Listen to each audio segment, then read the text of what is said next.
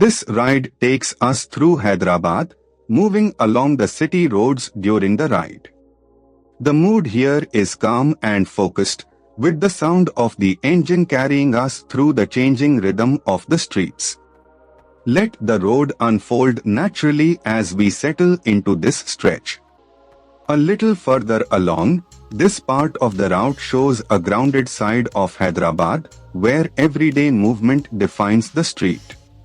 Shops, side lanes, and passing vehicles build a sense of momentum, and the pace stays steady.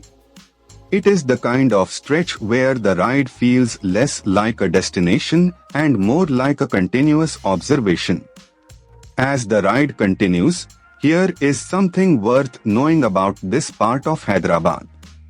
The palace has a library with a carved wooden roof and a collection of rare books and manuscripts. That local detail adds depth to what might otherwise seem like a simple road, and it reminds you that every ride here passes through layers of history and routine.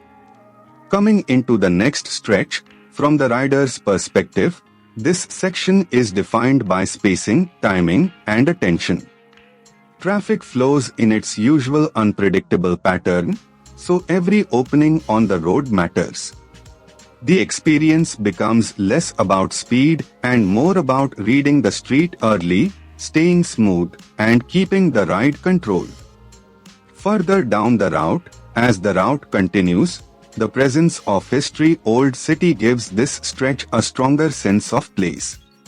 Landmarks like this help anchor the ride because they turn a moving sequence of roads into something memorable. With the road opening ahead, the atmosphere here changes with the hour, and the weather adds its own character to the ride. The road noise, light, and movement around the bike all combine into a very specific riding mood. That is what makes city POV footage work best when the narration supports the scene. As this ride through Hyderabad comes to a close, the journey may be simple, but the texture of the road, the city, and the ride itself is what makes it worth watching.